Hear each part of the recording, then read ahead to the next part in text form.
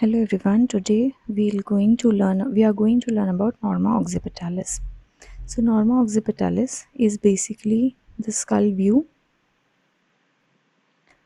which we when we see the skull from posterior aspect. That means when we see the skull from behind, the view which is there is called as norma occipitalis.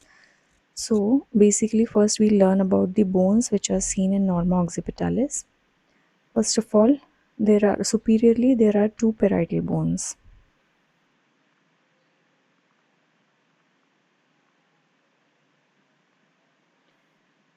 So the two parietal bones, one on each side, they form the superior portion of norma occipitalis. Inferiorly, there is presence of squamous occipital bone.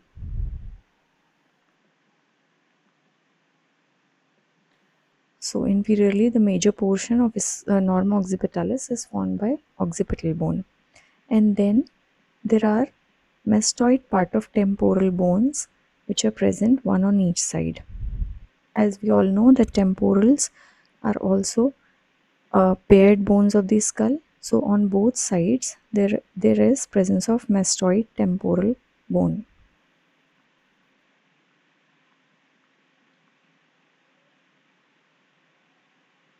So these three bones, they form norma occipitalis. Then we'll come to the sutures which are seen in this view. As we all know, as we have learned in norma verticalis also, there is presence of sagittal suture between the two parietal bones. So this is the posterior part of sagittal suture. Then between the parietal bones and occipital bone, there is presence of lambdoid suture. So this is the lambdoid suture.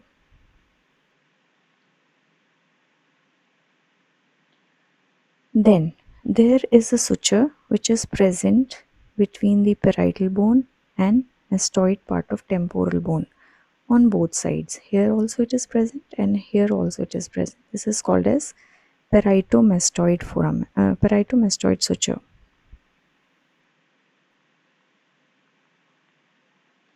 Then there is a suture which is present between the mastoid part of temporal bone and occipital bone.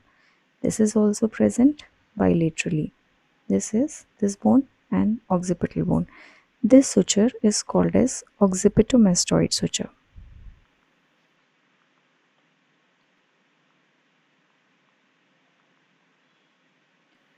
So we have covered with all the bones which are seen in norma occipitalis and the sutures which are seen in norma occipitalis. Coming to few other features which are present in norma occipitalis, as we all know, which we have learned in norma verticalis also, there is a presence of a point which demarcates the junction of sagittal suture and lambdoid suture. This point is called as lambda. This we have learned in norma verticalis also. This is the site of posterior fontanelle in fetal skull, and with age, at the age of 2 to 3 months after birth, this posterior fontanelle it fuses, and the junction between the sagittal suture and lambdoid suture is called as lambda. Also, there we can see the parietal foramen in norma occipitalis also. As we all know that parietal foramen are two foramenas which are seen one on each side of the sagittal suture in parietal bones, which allows the passage of emissary vein from these veins of scalp to superior sagittal sinus. So this parietal foramena also we can see in norma occipitalis. And the midpoint between the two parietal foramina is called as obelion. This can also be seen in norma occipitalis. It is basically, primarily it is seen in norma verticalis, but it can be seen in norma occipitalis also. So these are the common features which we have already seen, the lambda, the parietal foramina and the obelion. Other than that, there is a very important structure which is present in norma occipitalis in the squamous occipital bone is this, a bony protuberance which is seen in the squamous occipital bone, which is called as external occipital protuberance.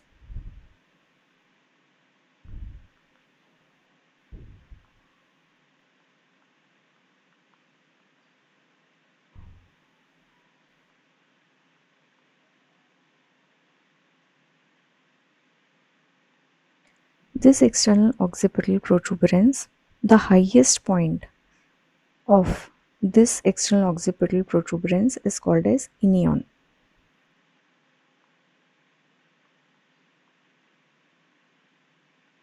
This is a very important structure in norma occipitalis as it gives attachment to many structures such as muscles and tendons. So this is the external occipital protuberance and its highest point is called as inion.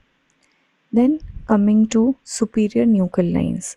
So basically there are two curved lines which are seen extending from external occipital protuberance towards laterally on both the sides.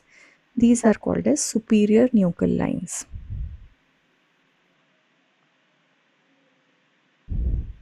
The superior nuchal lines.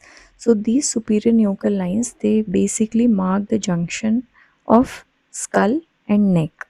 So below this there is below superior nuchal lines, this structure, all these structures, they come under the uh, norma basalis. So we'll study superior nuchal lines and structures which are present above it. So these are curved bony ridges which extend from external occipital protuberance laterally on both sides. So these are external nuchal lines. Then 1 centimeter above the external nuchal lines, there are one more. There are two more arched ridges or curved bony ridges which are seen. These are called as this one and this one. They are not always present. These are called as highest nuchal lines. Highest nuchal lines. So they are more arched than superior nuchal lines, and they also originate from external occipital protuberance and they run laterally. They are not always present, but in few skulls we can see that highest nuchal lines are also seen. So this is the external occipital protuberance. The highest point of the external occipital protuberance is inion. Then two curved bony ridges which extend from external occipital protuberance laterally are called as superior nuchal lines, and two lines which are present few centimeter above superior nuchal lines are highest nuchal lines. They are more arched than superior nuchal lines. Then there are one more structure which has been left is this. This is the mastoid foramen. It is present in the mastoid part of temporal bone. This mastoid foramina, one on each side, here also it is present and here also it is present. It allows for the passage of emissary vein and meningeal branch of occipital artery. The parietal foramina, they allow the passage of emissary vein only, and mastoid foramina, they allow the passage of emissary vein and meningeal branch of occipital artery. So the structures which we have already seen before are also seen clearly in this image also. So this is the squamous occipital bone. This is the external occipital protuberance, and the highest point of external occipital protuberance is inion. It is clearly seen in this picture. Then this picture, it gives a clear idea of superior and highest nuchal lines. So this is external occipital protuberance. These are the two superior nuchal lines and these are the two highest nuchal lines. As we all can see that highest nuchal lines are more arched than superior nuchal lines. Then one more structure is present in norma occipitalis in few skulls. In almost 3 to 8% of persons we can see this. There is a triangular bone which is present at the upper part of squamous occipital bone. This bone is called as interparietal bone.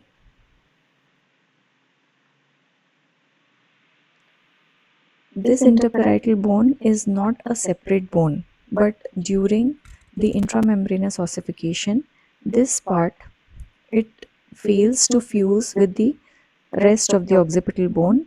So there is a separate bone which is visible here. that is a triangular bone that is called as interparietal bone. It is present in almost only 3 to 8% of skull.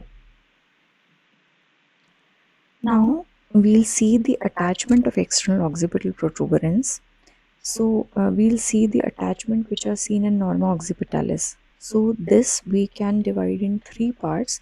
First is the attachment of external occipital protuberance, then the attachment of superior nuchal lines, and then lastly we'll see the attachment of highest nuchal lines. So when we see the attachment of external occipital protuberance,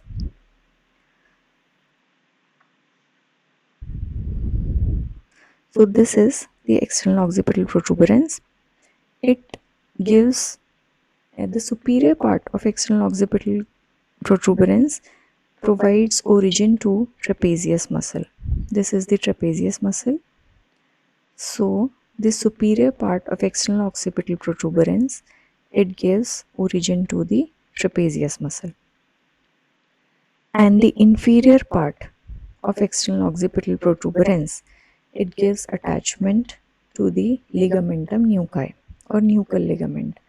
This ligamentum nuchae, this is the nuchal ligament or ligamentum nuchae. It is basically a tendinous structure or a fibrous structure which attaches upwardly to the external occipital protuberance, and inferiorly it attaches to the spine of C7 vertebra. So it is a fibrous structure which provides support to the neck. So superiorly it attaches to the inferior part of external occipital protuberance, and inferiorly it attaches to the C7 vertebra. So external occipital protuberance superiorly provides origin to trapezius muscle, and inferiorly it provides attachment to ligamentum nuchae. Then we will come to the attachment of superior nuchal line. These are the superior nuchal line. So the medial portion of the superior nuchal line, this medial portion of the superior nuchal line, this much, it again gives origin to trapezius muscle. So basically the trapezius muscle originate from the external occipital protuberance and medial portion of the superior nuchal line on both sides. So this is the origin of the trapezius muscle. Then the lateral portion of superior nuchal line, it gives insertion to the splenius capitis muscle. So this is the splenius capitis muscle, and there is insertion of this muscle at the lateral portion of superior nuchal lines.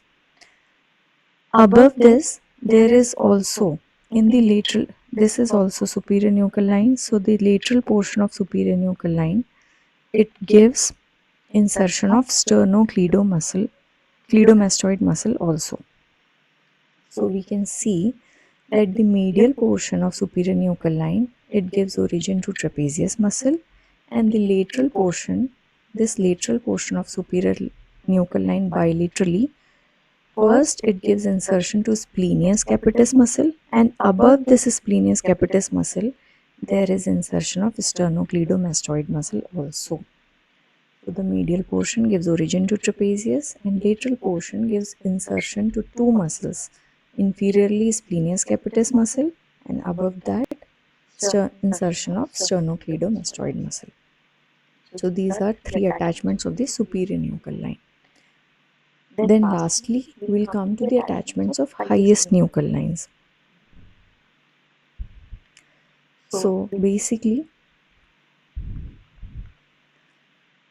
these are the highest nuchal lines, this and this.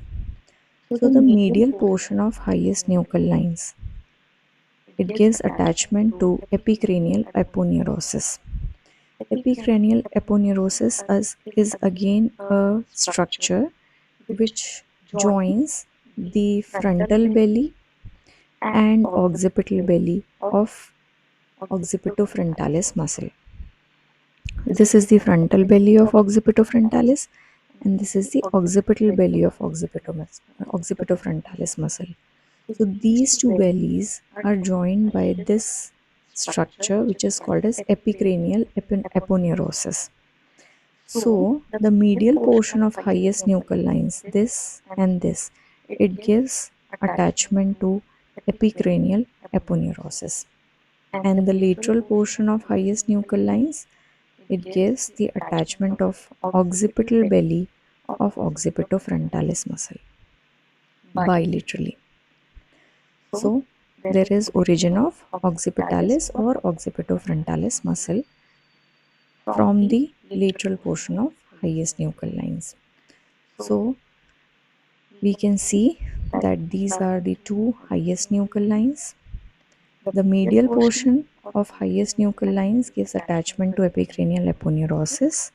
This is a structure which joins the frontal belly and occipital belly of occipitofrontalis muscle. And the lateral portion of highest nuchal lines, it gives origin to occipital belly of occipitofrontalis, or we can say the occipitalis muscle. So these are the two attachment of highest nuchal lines. With this, we come to an end of our norma occipitalis, and for other views, we'll be learning the other views of the skull in upcoming videos. Thank you for watching this video.